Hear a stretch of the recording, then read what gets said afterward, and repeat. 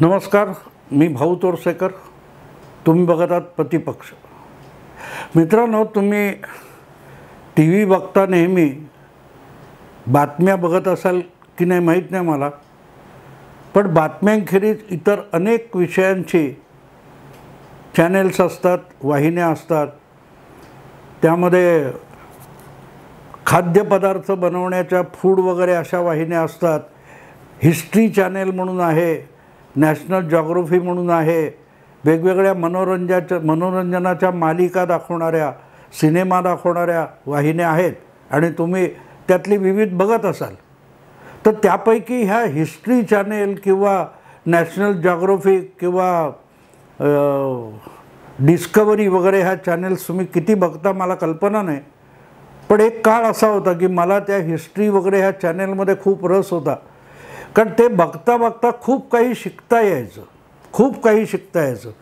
म्हणजे मी ही सगळी चॅनेल्स वगैरे आणि काय ते टी व्ही उपग्रह वाहिन्यांची रेलचेल होण्यापूर्वी एक सिनेमा आला होता मित्रांनो.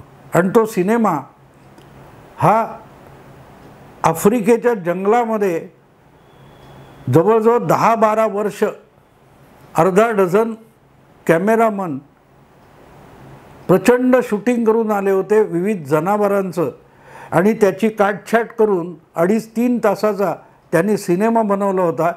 त्या सिनेमाचं नाव होतं द ब्युटिफुल पीपल. फार सुंदर सौंदर्यवान माणसं, ब्युटिफुल पीपल असं त्याचं नाव होतं. आणि मजेशीर गोष्ट अशी होती की त्यामध्ये माणसं नव्हती. म्हणजे आफ्रिकन त्या जंगलामध्ये वसलेले काही आदिवासी हे कधीकधी अधूनमधून दिसले तर, पण त्यांना वगळलं तर त्या चित्रपटात माणसं नव्हती. आणि चित्रपटाचं नाव काय होतं? The beautiful people. म्हणजे माणसं नाहीत, ती सुंदर माणसं आहेत. याचा अर्थ मला कळला नव्हता. मी 2-3दा तो सिनेमा बघितला, कारण सगळं वेगवेगळ्या पद्धतीची जनावरं, पशु, श्वापद हे बघत असताना मला एक त्यातला प्रसंग आठवतो की त्यामध्ये सिंह जो असतो, तो सिंह आपल्या बछड्यांना एक शिस्त आणि संस्कार कसे दाखवतो वगैरे वगैरे.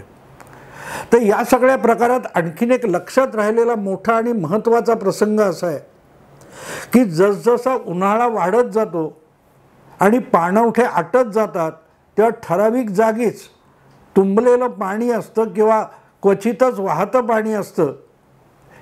त्या पाण्याकडे हे वेगवेगळी हरणं, ते रानरेडे किंवा लहान मोठे चरण करणारे पशु असतात.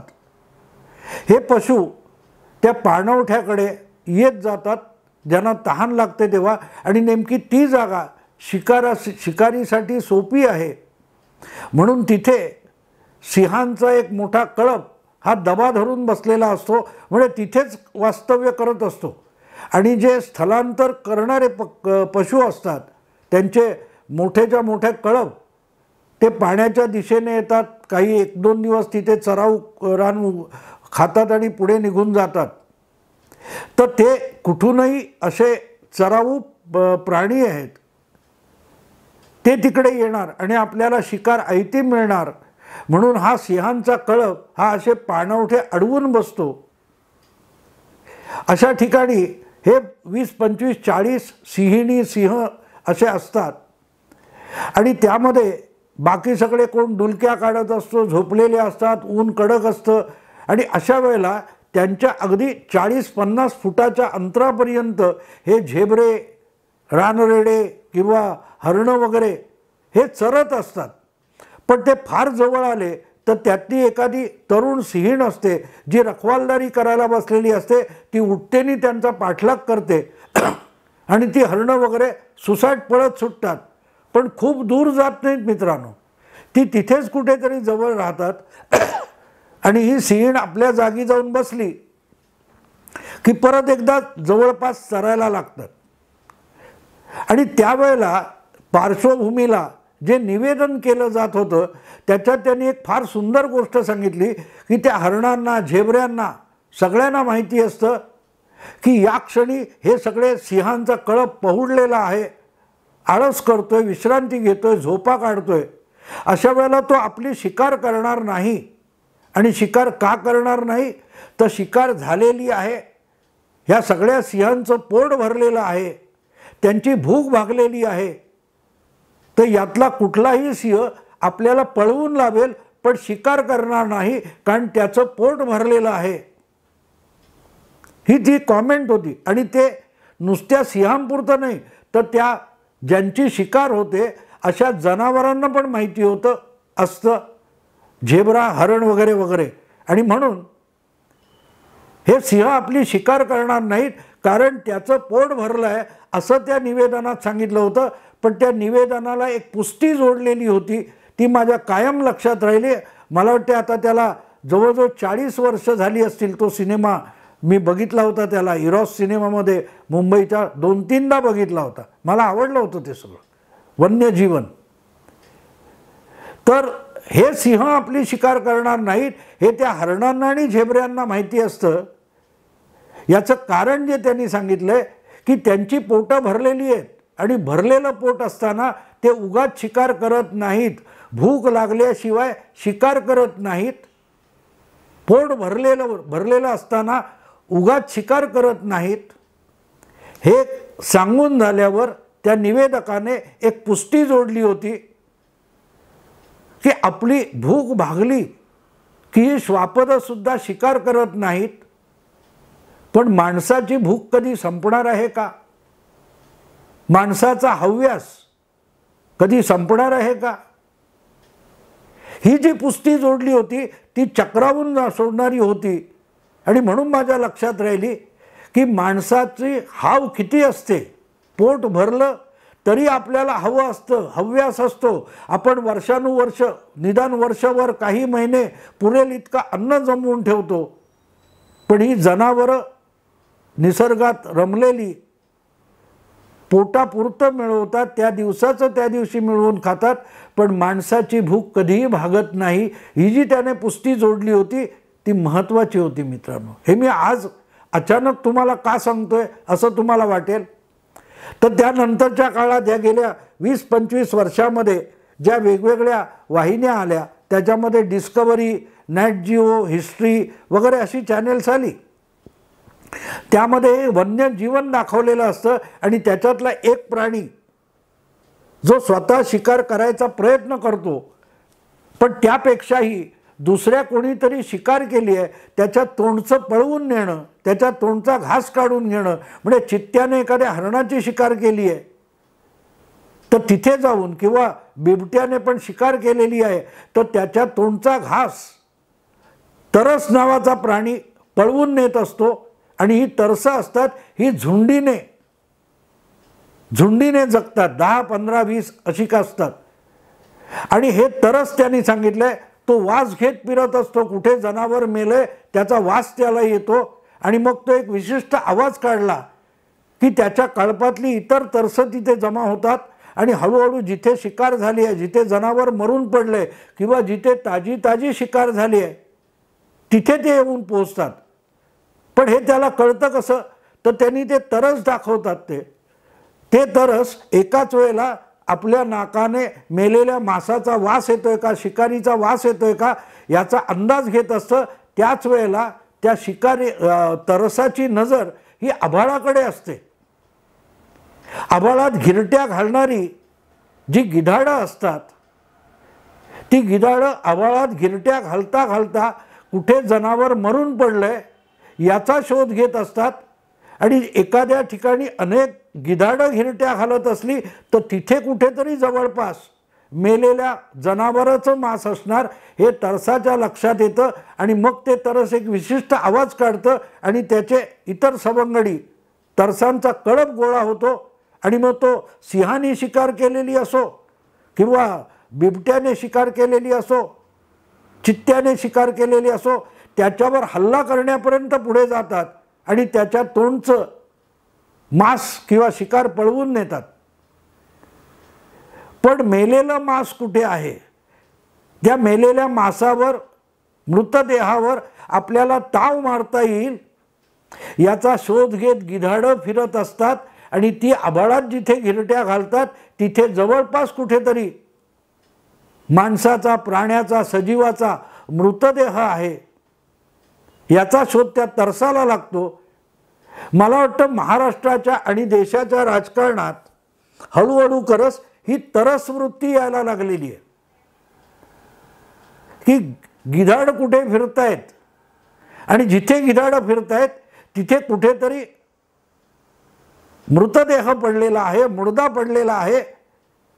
म्हणून आपली भूक भागवायला गिधाडं येतात, तशी तरस जातात आणि त्यांना कुठे मुर्दा आहे हे गिधाडं दाखवतात.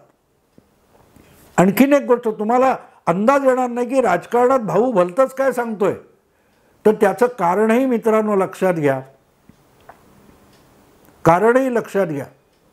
काही मला वाटते 15-20 वर्षापूर्वीची गोष्ट असेल, अशाच त्या नेट जिओ वगैरे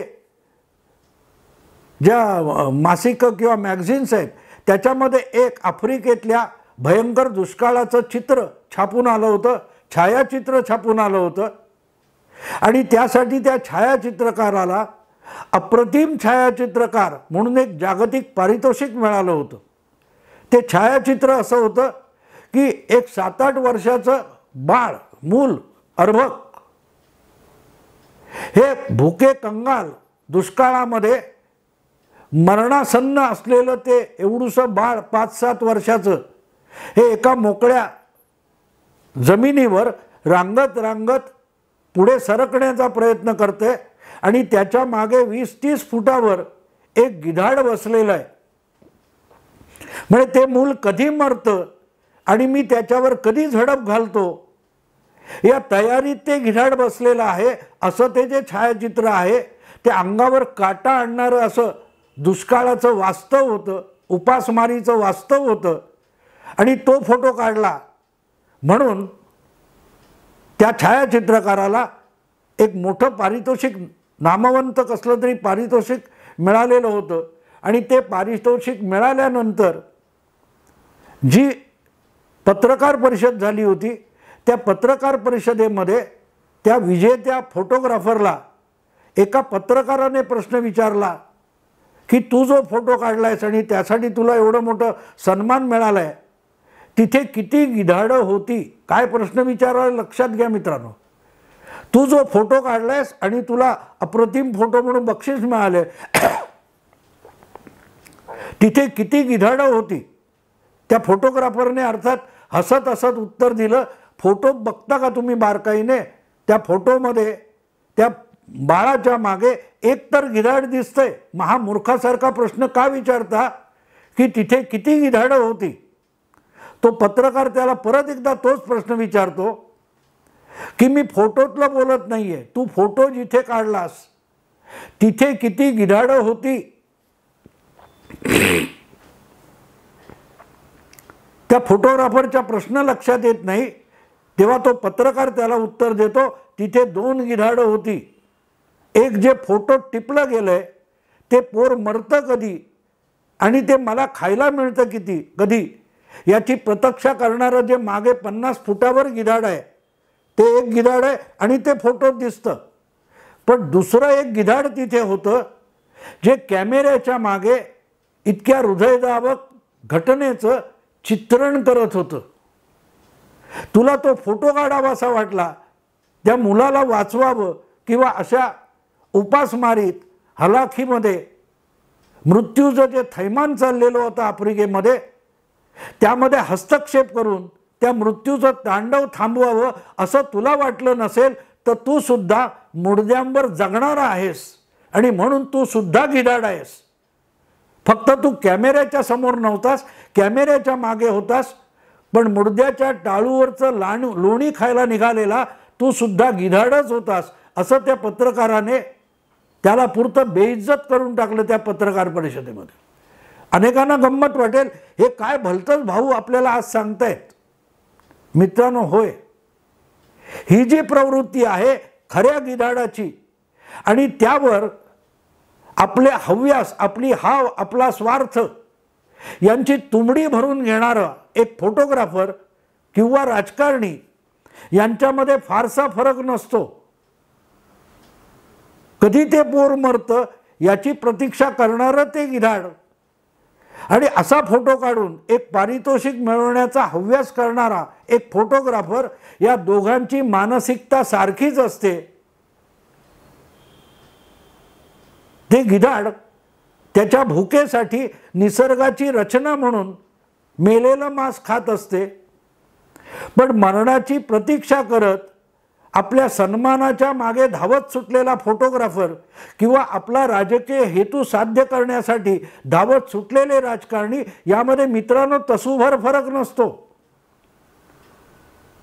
कालपर्यंत म्हणजे मी बोलतोय 2 सप्टेंबरला आणि 1 सप्टेंबरला आणि 31 ऑगस्टला मुंबईत जी मंडळी त्या कुठच्या ग्रँड हयात हॉटेलमध्ये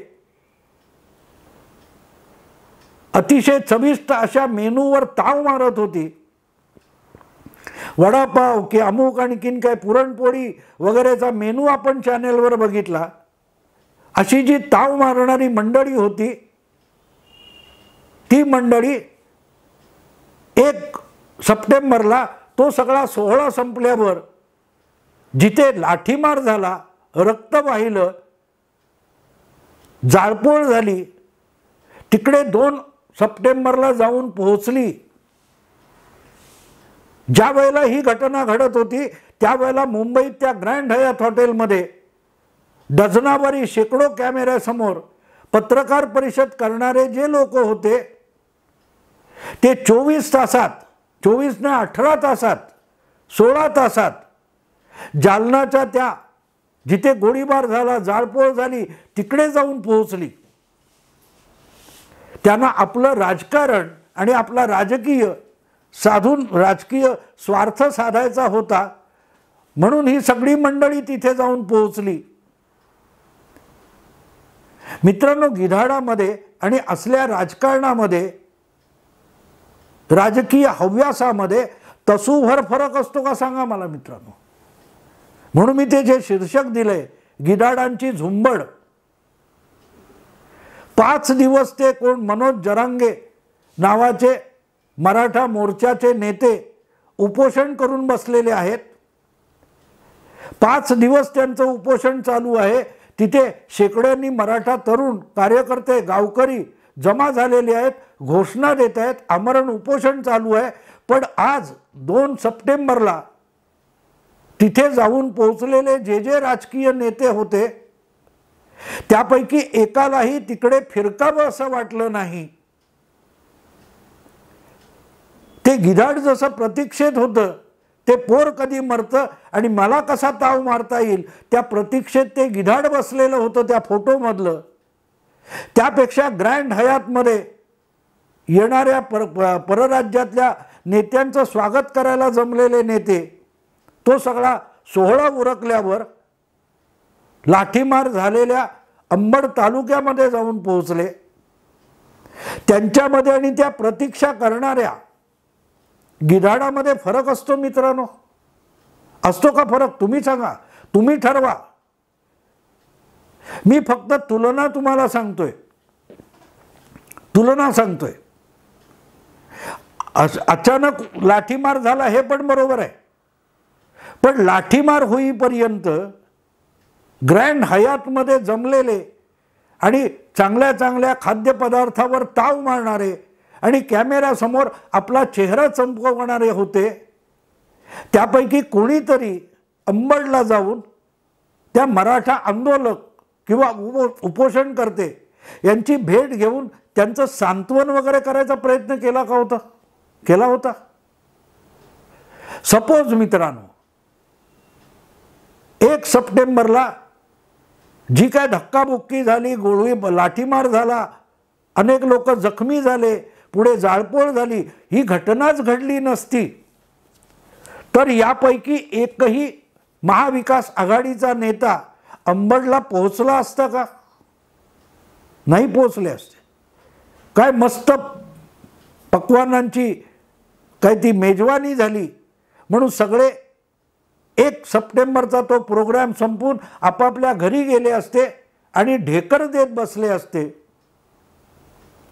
पण तिकडे जाळपोळ झाली आहे, तिकडे रक्तपात झाला आहे, लोक जखमी झालेले आहेत, हे कळल्यानंतर हॉस्पिटलपासून त्या मंडपापर्यंत ही सगळी नेते मंडळी जाऊन पोचली, ज्यांना आधी 5 दिवस सरकारच्या विरोधातलं हे आंदोलन त्याची पाठ थोपटण्यासाठी तिथे जाण्याची गरज भासली नाही. ते विमानतळावर परराज्यातले मुख्यमंत्री, परराज्यातल्या पक्षांचे नेते यांचं स्वागत करायला उभे होते, त्यांना पुष्पगुच्छ देत होते. विमानतळावरून ग्रँड हयात हॉटेलात आल्यानंतर त्यांनाही काय ते स्वागत करायला तयार होते. त्यांना वेगवेगळे पदार्थ सांगत होते, कुठलं काय आहे मराठी पदार्थ, त्याची चव काय आहे सांगत होते. पण त्या आमोरण उपोषणाला बसलेल्या मनोज जरांगे किंवा इतर त्यांचे सहकारी यांचं सांत्वन करायला, त्यांचं प्रोत्साहन द्यायला, त्यांच्या बाजू समजून घ्यायला जावंसं वाटलं नव्हतं, जावंसं वाटलं नव्हतं. प्रतीक्षा करत होतं ते गिधाड, ते पोर कधी मरतं, तसे हे सगळे लोक इथे पक्वान्नावर ताव मारत बसले होते आणि जाळपोळ कुठे होते याची प्रतीक्षा करत होते. ती जाळपोळ झाली नसते तर या लोकांची पायधूळ अंबड जालना जिल्ह्यामध्ये झाडली गेली नसती. कदाचित ही घटना आणखीन कुठे घडली असती तर ही सगळी मंडळी तिकडे वळली असती, पण अंबडला आणि त्या कुठल्या गावामध्ये गेले नसते लोक. ते गिधाड प्रतीक्षा करते फोटोमधलं, इंटरनेटवर सर्च मारा, तो फोटो तुम्हाला मिळेल. ते गिधाड सुद्धा ते पोर मरण्याची प्रतीक्षा करत असतं. आणि कॅमेरा मागचा जो फोटोग्राफर आहे गिधाड वृत्तीचा, तो पण तो फोटो टिपून आपल्याला कुठचं तरी पारितोषिक मिळावं म्हणून प्रयासामध्ये असतो. महाराष्ट्राचं राजकारण कुठच्या थराला येऊन पोचलंय, त्याची भयानकता तुमच्या लक्षात येईल. मी कोणाची नावं घेत नाही मित्रांनो, पण जे 2 सप्टेंबरला अंबडमध्ये जाऊन जी काय भाषा बोलत होते ते 24 तास आधी तिकडे वळून बघायला तयार नव्हते. त्या मुलाची, बाळाची, त्या फोटोतल्या बाळाची उपासमार आणि उपोषण करते, याच्यामध्ये मित्रांनो किंचित फरक आहे का? विचार करा मित्रांनो, विचार करा. मला यामध्ये राजकीय कुठलाही निष्कर्ष काढायचा नाही, पण हे समजून घ्यायचं असेल तरच त्यावर उपाय काढायला जनतेची मानसिकता तयार होते. आणि जनतेची मानसिकता तयार होते तेव्हा राजकारण्यांना, प्रशासनाला दबावाखाली येऊन त्यातून मार्ग काढावा लागत असतो. म्हणून जालन्याच्या त्या घटनाक्रमामधलं जे भयंकर चित्र आहे, वास्तव चित्र आहे, ते तुमच्या समोर मांडण्यासाठी हा व्हिडिओ केला. आवडला तर लाईक करा, शेअर करा, सबस्क्राईब करा. नमस्कार.